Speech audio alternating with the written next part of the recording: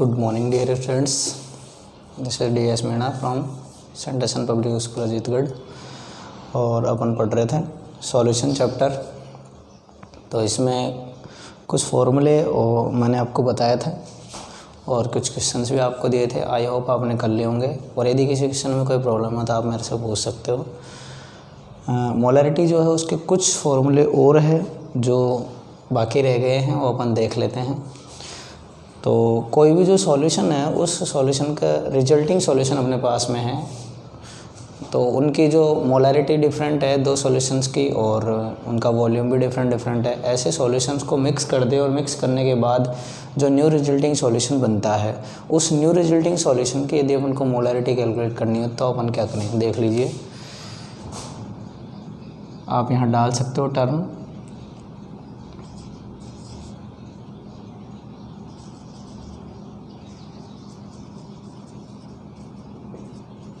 Calculation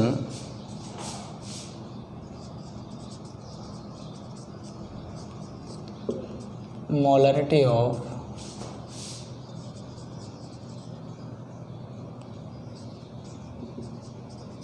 resulting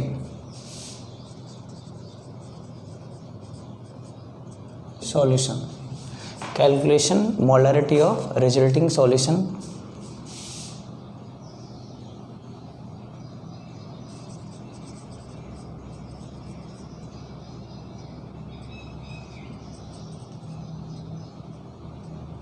resulting solution.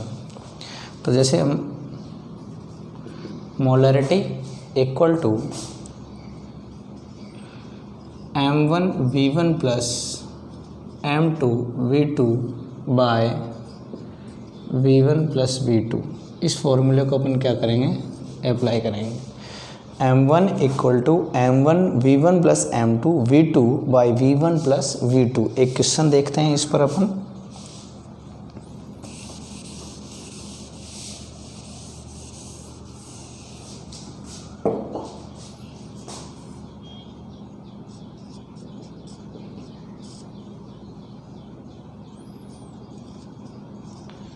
If a solution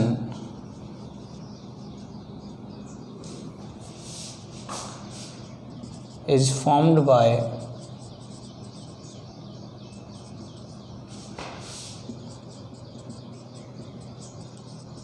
mixing of a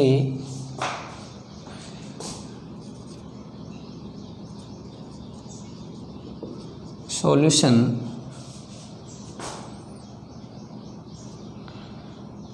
इसकी molarity है 0.25 m and इसका volume जो है वो है 2 litre,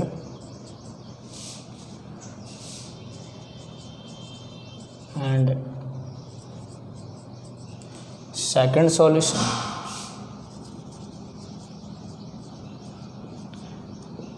solution B. First solution तो आपका हो गया ए और सेकंड सॉल्यूशन हो गया आपका बी। इसकी मोलैरिटी जो है आपके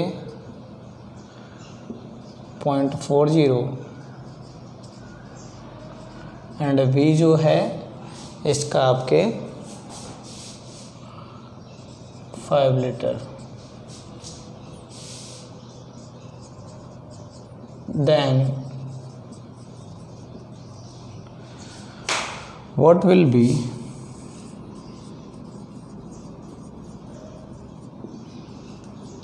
molarity of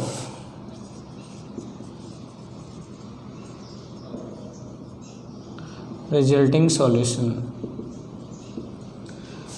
ठीक है, तो हमको फॉर्मूला कौन सा लगाना है, यहाँ सॉल्यूशन देखते हैं अपन इसका।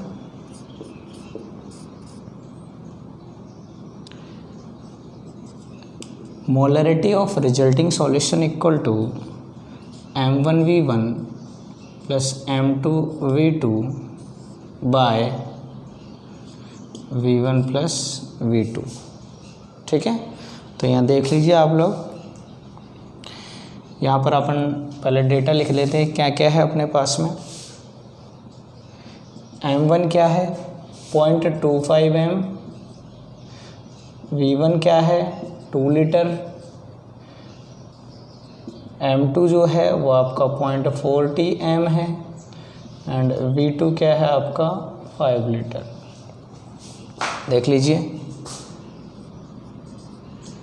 M इक्वल टू M1 कितना है 0.25 इंटू 2 प्लस क्या है M2 क्या है 0.40 इंटू 5 बाय V1 कितना है अपना 2 लीटर है प्लस V2 कितना है अपना 5 लीटर है। ठीक है, तो अपन इसको सॉर्ट आउट करेंगे आगे। तो M बराबर ये हो गया 0.50 प्लस ये कितना हो गया आपका 0 और 20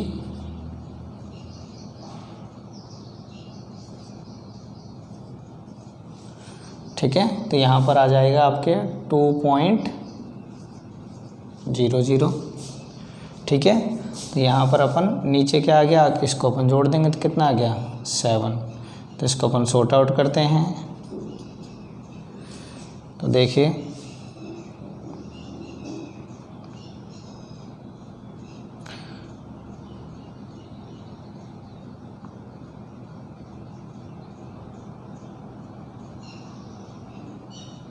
आपका आंसर आ रहा है 0.357।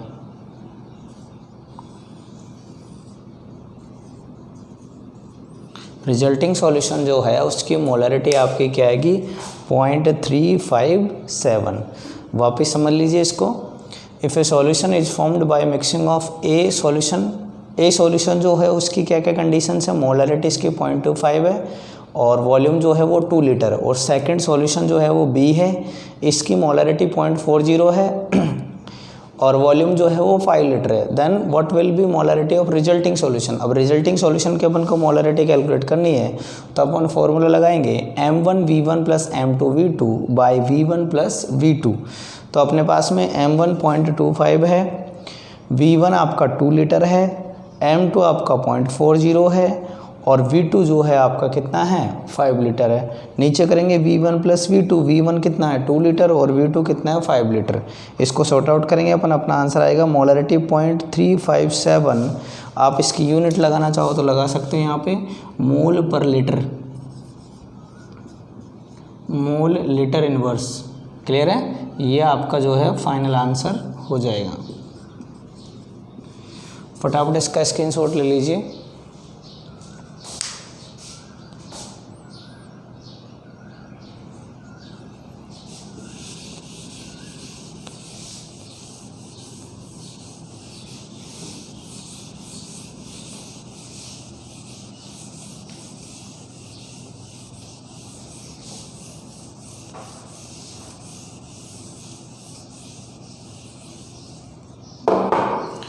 नेक्स्ट कंडीशन देख लेते हैं अपन।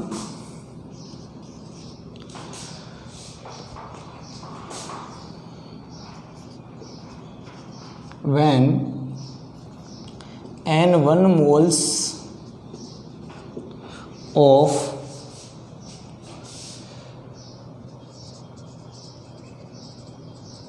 reactant react with N2 moles of other reactant,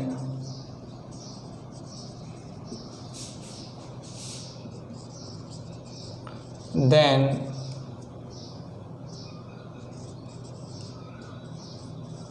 for the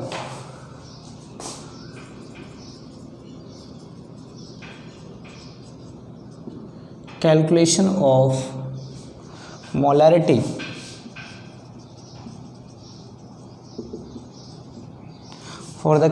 of molarity देखिए आपके पास में कंडीशन क्या है कि एक रिएक्टेंट है उसके जो N1 मोल है वो किसी दूसरे रिएक्टेंट के N2 मोल के साथ क्या कर रहे हैं, रिएक्ट कर रहे हैं। उस कंडीशन में आपसे मोलरिटी पूछ ले तो वहाँ पर हम कौन से फॉर्मूले का यूज करेंगे वो देख लीजिए।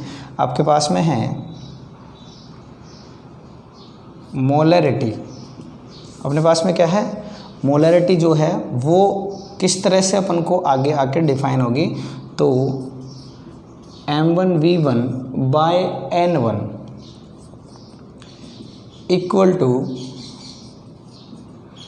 M2V2 by N2। अपन को इस फॉर्मूले का क्या करना है, यूज करना है। किस कंडीशन में करना है इस फॉर्मूले का यूज, कोई एक रिएक्टेंट है उसके N1 मोल जो है वो किसी दूसरे रिएक्टेंट्स के N2 मोल के साथ क्या करता है, रिएक्ट करता है। तो उस कंडीशन में अपन को क्या करना है, इस फॉर्मूले का यूज करना है। फटाफट इसका स्क्रीनशॉट ले लीजिए।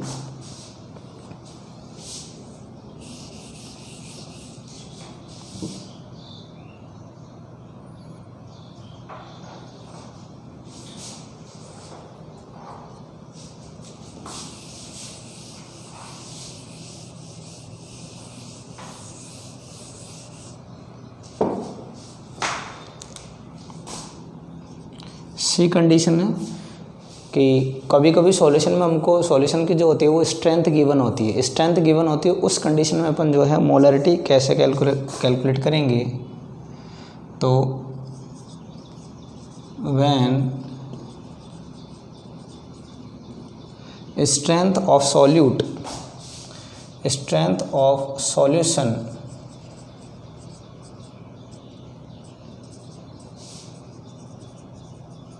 is present in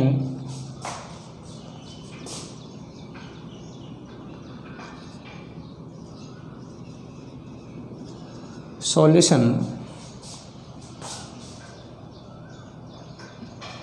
in form of gram liter inverse, then calculation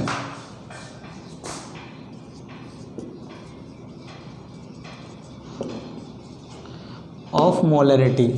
अपने जो सॉल्यूशन है उसकी स्ट्रेंथ अपन को दे रखी है किसमें, ग्राम पर लीटर में। किसमें दे रखी है अपन को, ग्राम पर लीटर में। तो उस कंडीशन में अपन को मोलरिटी कैलकुलेट करनी है, तो वो अपन कैसे करेंगे, फॉर्मूला लगाएंगे, molarity equal to strength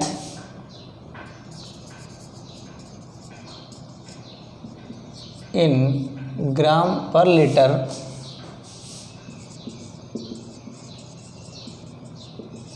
of solution divided by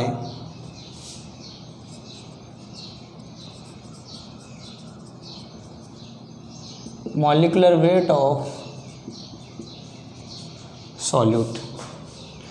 अपन को क्या है, उसकी स्ट्रेंथ गिवन है। इस चीज़ का ध्यान रखना आप लोग।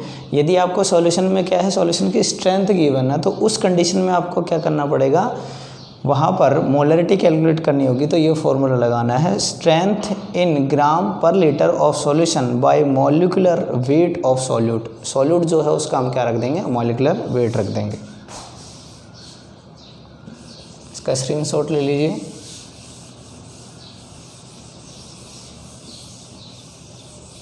ये कुछ कंडीशंस है जो आप लोगों को ध्यान में रखनी है।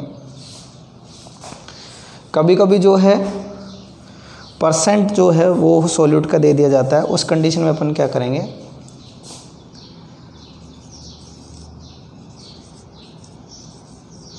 व्हेन परसेंट ऑफ सॉल्यूट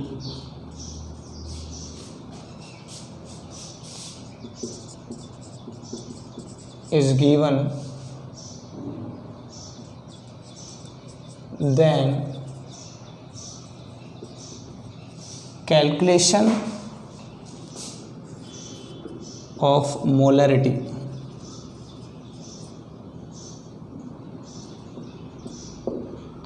तो मोलरिटी इस कंडीशन में अपन यदि कैलकुलेट करेंगे तो molarity equal to percent of solute into 10 bye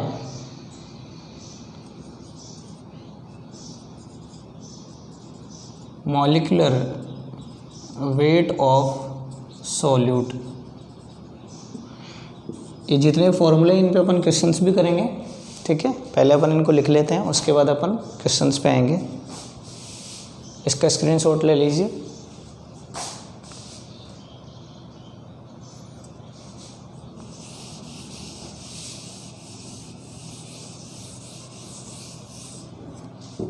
देखिए, जो मोलरिटी है उसकी क्या कुछ टर्म्स भी है। कभी कभी अपन को उन टर्म्स में यदि दे देते हैं तो फिर हमको थोड़ा सा कन्फ्यूजन हो जाता है कि ये क्या दिया है।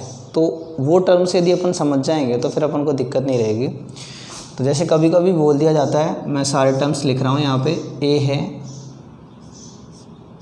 1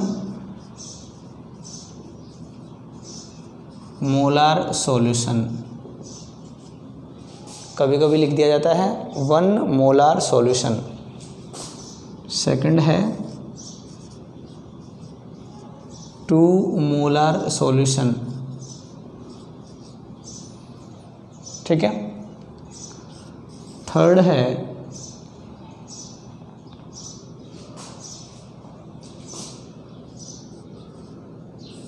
m/2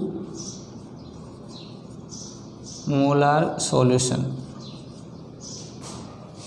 ठीक है। तो इसको हम क्या बोलते हैं,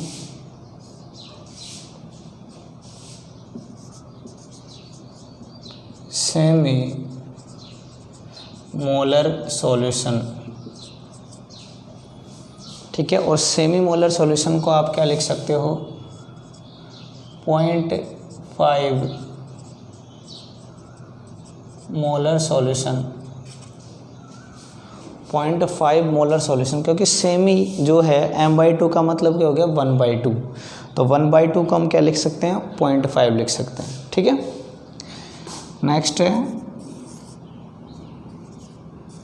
m/10 मोलर सॉल्यूशन, ठीक है। इसकी टर्म क्या आती है, ये डायरेक्ट आपको ये नहीं लिख के वो ये भी लिख सकते हैं, डेसीमोलर सॉल्यूशन। डेसीमोलर सॉल्यूशन आपको लिख सकता है वो डेसीमोलर सॉल्यूशन, और इसको ये भी लिख सकता है 0.1 मोलर सॉल्यूशन, ठीक है। एक कंडीशन ये हो सकती है m/100 मोलार सॉल्यूशन जो है इसको बोला जाता है सेंटीमोलार सॉल्यूशन।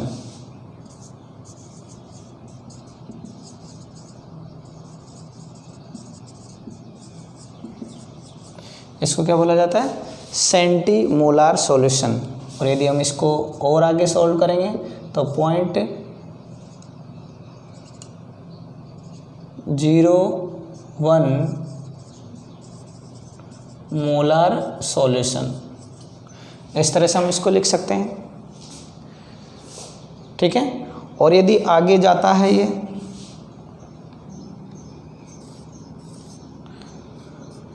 तो m/1000 यहाँ तक चलता है, क्योंकि अपन को पता है किस में रहता है, लीटर में रहता है।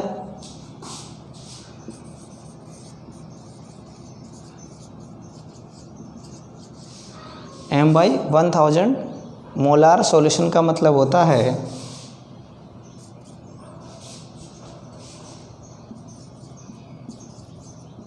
मिली मोलार सॉल्यूशन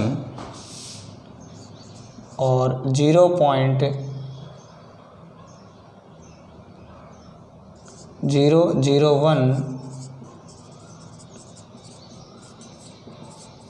मोलार सॉल्यूशन।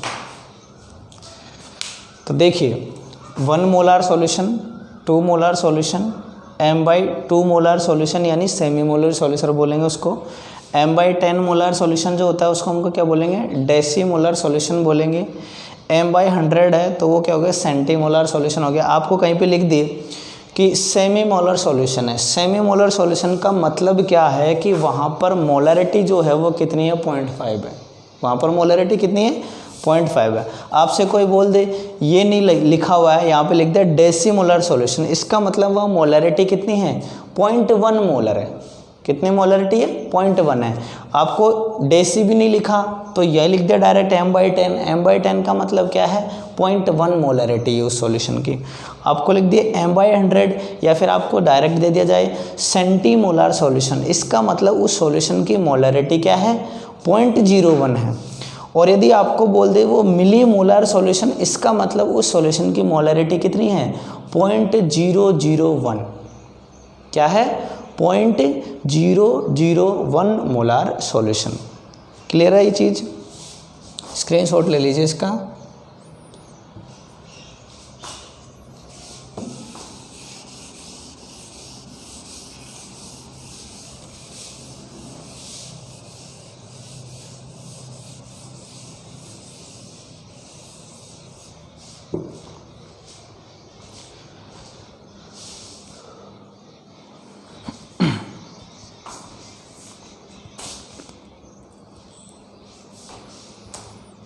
अब देखिए क्वेश्चन बता रहा हूँ आप लोगों को, थोड़ा ध्यान से देखना उसको। सॉरी, क्वेश्चन के नेक्स्ट टर्म पे चल रहे हैं अपन, नॉर्मलिटी पे।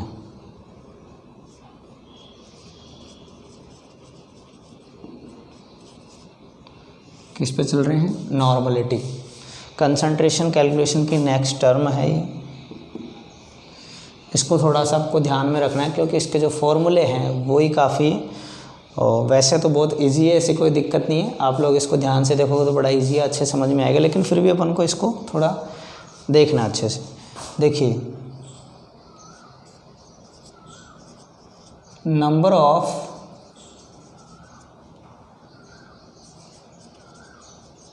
ग्राम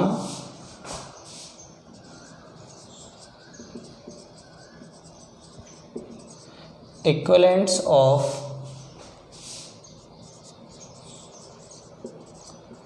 solute in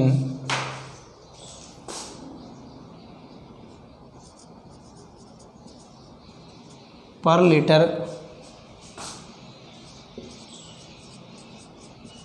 volume of solution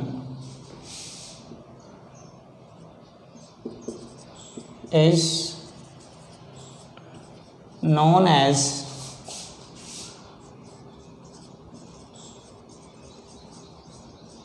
normality of a solution.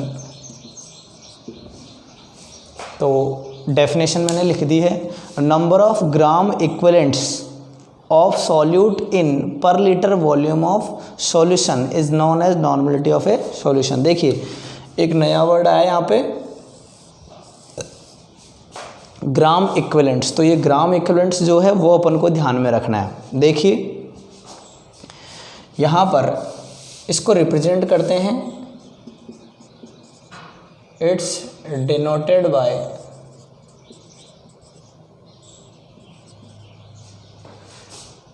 Capital N. इसको हम डिनोट किससे करते हैं, कैपिटल एन से। यदि हमको, जैसे हम मोलरिटी जो थी, मोलरिटी किससे डिनोट करते हैं, कैपिटल एम से।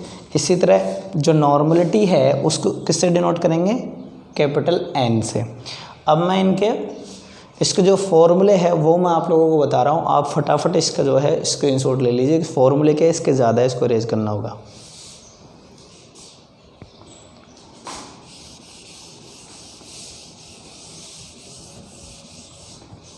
देखिए फॉर्मूले देख लीजिए इसके क्या है। जो इसका मेन फॉर्मूला वो तो ये है,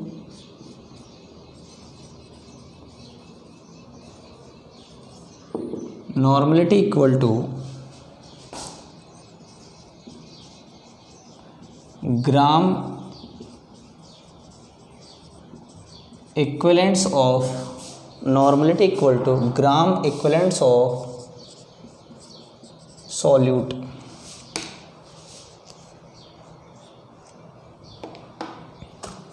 मैं इसमें इंक डाल लेता हूँ ताकि आपको देखने में प्रॉब्लम नहीं आए। अदरवाइज विजिबिलिटी थोड़ी डाउन हो जाएगी तो फिर आपको लिखने में समस्या आएगी। थोड़ा सा ईंधन डाल लेते हैं इसमें।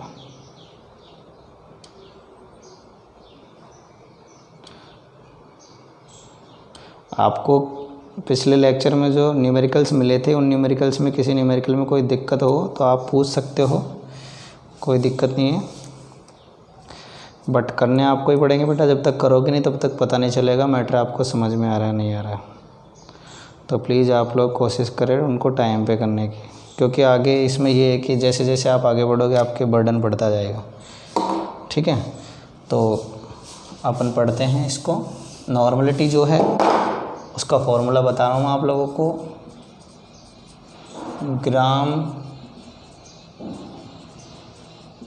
Equivalents of solute by volume of solution in litre. Clear ये चीज़?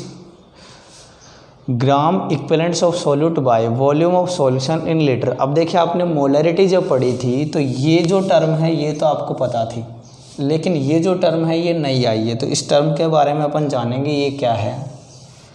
तो देख लीजिए, मैं इसके बारे में बता रहा हूँ। Gram equivalents of solute equal to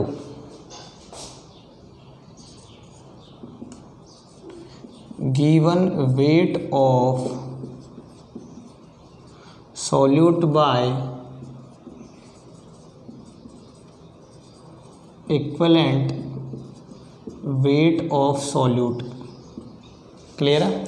अब देखिए ये जो गिवन वेट है ये तो आपके पास में क्वेश्चन में होगा, लेकिन इक्विवेलेंट वेट ऑफ सॉल्यूट नहीं होगा। तो इक्विवेलेंट वेट कैसे कैलकुलेट करेंगे?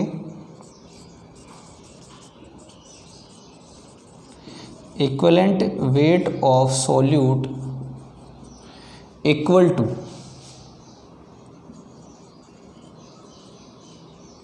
Molecular weight of solute by molecular weight of solute by valency factor।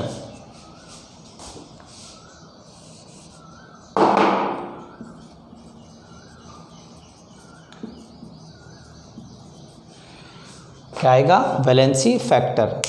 Equivalent weight of solute equal to molecular weight of solute by valency factor. अब molecular weight आपको मैंने calculate करना सिखा दिया है कि कोई भी मॉलिक्यूल आपको गिवन है तो उसका आपको मॉलिकुलर वेट कैसे कैलकुलेट करना है। अब आपको करना क्या है? वैलेंसी फैक्टर के बारे में थोड़ा सा पता लगाना है। तो इसके मैं आपको बता रहा हूँ, थोड़ा ध्यान रखना।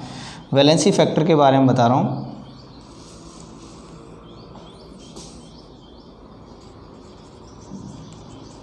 वैलेंसी फैक्टर, वैलेंसी फैक्टर के लिए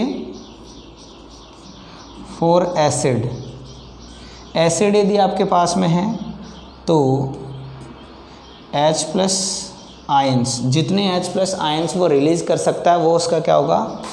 वैलेंसी फैक्टर होगा। यानी कि नंबर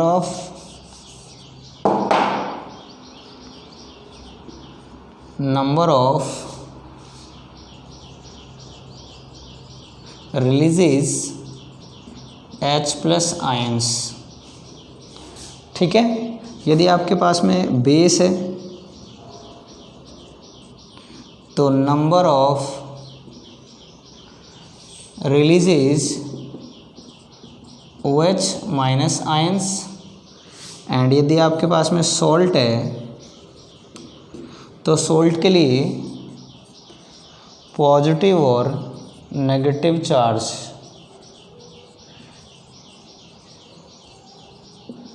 न्यूमेरिकल वैल्यू। आपको पॉजिटिव और नेगेटिव से मतलब नहीं है, आपको वो पॉजिटिव और नेगेटिव के ऊपर जो न्यूमेरिकल वैल्यू उसका ध्यान रखना है। इन तीनों को मैं समझा रहा हूँ आप लोगों को। जैसे आपके पास में HCl है तो HCl जो है वो एसिड है और एसिड में number of releases H plus ions, ये कितने H प्लस रिलीज कर सकता है? 1 कर सकता है। तो इसका वैलेंसी फैक्टर क्या हुआ? इसका वैलेंसी फैक्टर क्या होगा? 1 होगा। ठीक है, जैसे बेस की बात करते हैं अपन, आपके पास में है NaOH, तो NaOH में कितने OH है, एक OH है, तो इसका वैलेंसी फैक्टर क्या हुआ 1। इसी तरह हम बात करते हैं सॉल्ट की, जैसे आपके पास में है NaCl, तो NaCl में Na positive plus Cl negative, तो हमको तो क्या ये न्यूमेरिकल वैल्यू से मतलब है, तो यहाँ पे क्या हो गया 1। क्लियर है, ये चीज़ आप लोगों को थोड़ी ध्यान में रखनी है। तो मैं आप इसका स्क्रीनशॉट ले लीजिए, इस पर क्वेश्चन करके आप लोगों को बता रहा हूँ।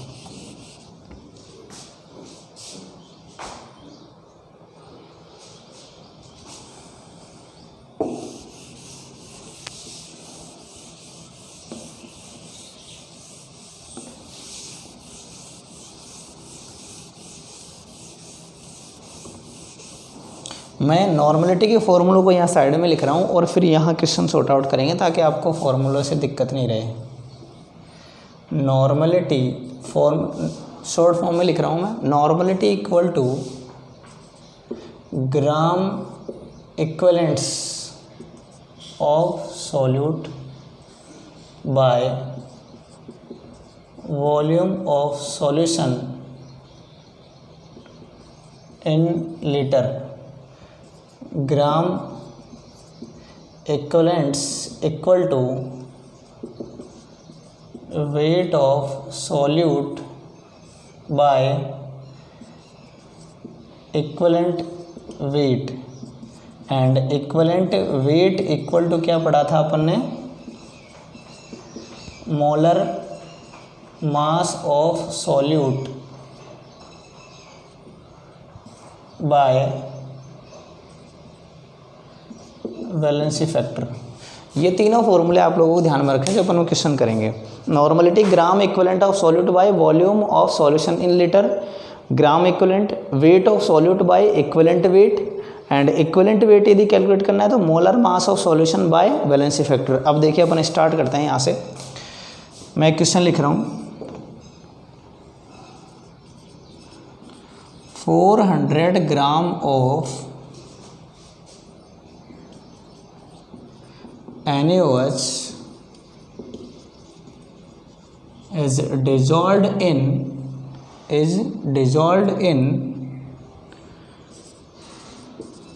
2 liter volume of solution.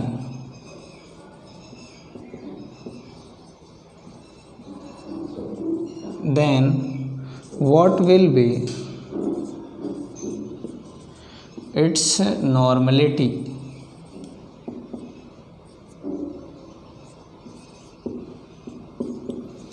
ठीक है, अब देखिए अपन को यहाँ क्या करना है, इस फॉर्मूले के अकॉर्डिंग देखना है कि इसमें क्या क्या डेटा गिवन है। तो हमारे पास में एक तो है वेट ऑफ सॉल्यूट,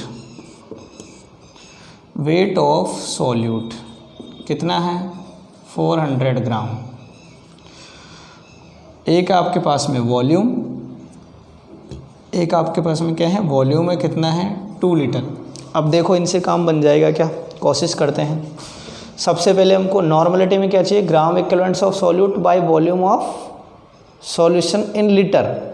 तो नॉर्मलिटी कैलकुलेट करने के लिए हमको क्या क्या चाहिए, ग्राम इक्विवेलेंट्स ऑफ सॉल्यूट, उसको हम x मान लेते हैं, वो नहीं है। ठीक है, क्या गिवन है 2 लीटर गिवन है। ठीक है, यानी कि आपके पास में ये x की वैल्यू आ जाए तो आपको नॉर्मलिटी जो है वो मिल सकती है। तो सबसे पहले हमको वो कैलकुलेट करना पड़ेगा। जब हम उसको कैलकुलेट करने गए तो उसका फॉर्मूला है wait of solute by equivalent weight of solute. तो जब हम उसको कैलकुलेट करने गए तो हमारे पास में क्या नहीं था, इक्विवेलेंट वेट नहीं था। तो इक्विवेलेंट वेट करने के लिए हमने क्या किया, molar mass of solute by valency factor. तो अपन को यहाँ से करना पड़ेगा ये इक्विवेलेंट वेट। सबसे पहले अपन यहाँ से चलेंगे, इक्विवेलेंट वेट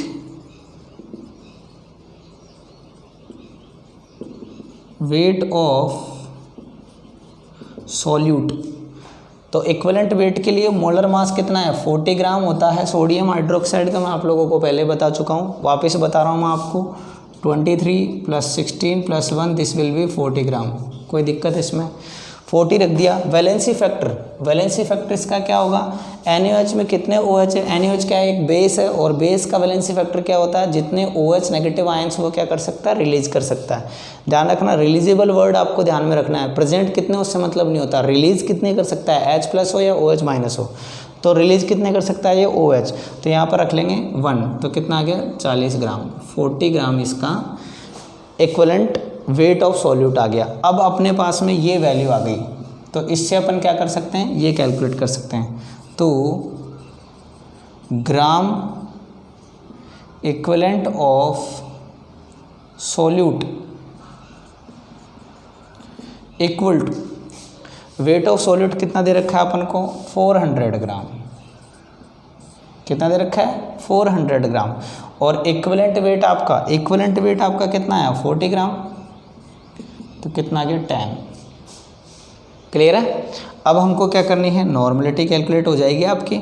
नॉर्मलिटी बराबर क्या है, gram equivalents of solute, gram equivalents of solute कितने हैं 10 by volume of solution in litre, कितना गिवन है वॉल्यूम, 2 लीटर गिवन है, तो कितना आ गया 5 ग्राम इक्विवेलेंट्स पर लीटर। तो आपका ये जो है वो क्या हो गया, आंसर हो गया। फटाफट इसका स्क्रीनशॉट ले लीजिए।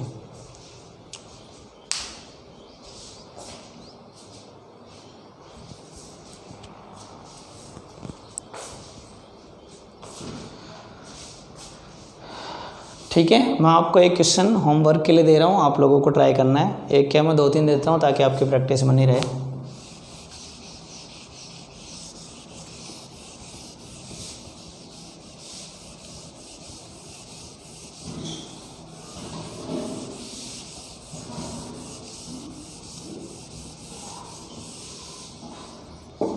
देखिए ए है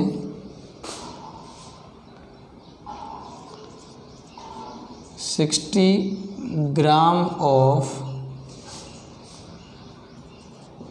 KOH is dissolved in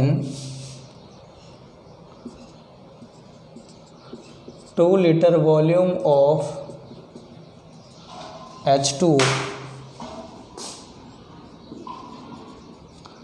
then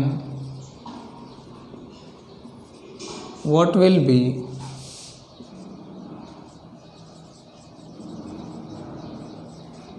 normality of KOH।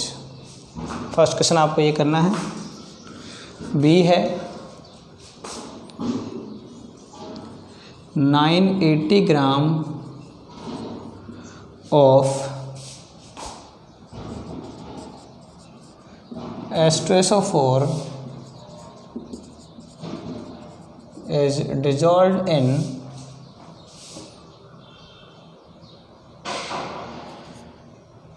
3 liter of H2, then what will be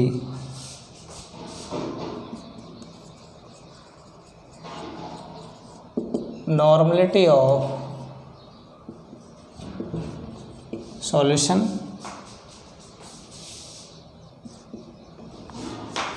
next है 200 gram of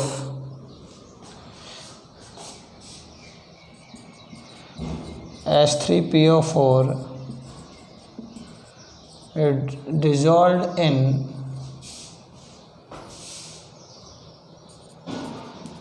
2 liter of H2O, then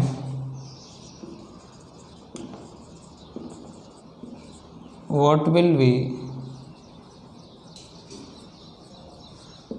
normality of solution। First question है 60 gram of KOH is dissolve in 2 liter volume of H2, then what will be normality of KOH। Second one 980 gram of H2SO4 is dissolve in 3 litre of H2, then what will be normality of solution. And third है आपका 200 gram of H3PO4 is dissolve in 2 litre of H2, then what will be normality of solution. अब आप लोगों को यहाँ पर इस question को करते टाइम थोड़ा सा इसका ध्यान देना। यदि आपको ये नहीं आता है तो फिर आप मेरे से इसको डिस्कस कर सकते हो, इसमें आपको प्रॉब्लम आ सकती है। मैंने इसको जानबूझ के आपको डाला है और इस क्वेश्चन को मैं नेक्स्ट लेक्चर में करवाऊँगा। अभी ये दोनों आपको करने, ये मैं करवाऊँगा आप लोगों को। ओके, आप लोग नोट्स बनाते रहिए, टाइम पे इसका रिवीजन करते रहिए। थैंक यू, आगे कल पढ़ाएंगे।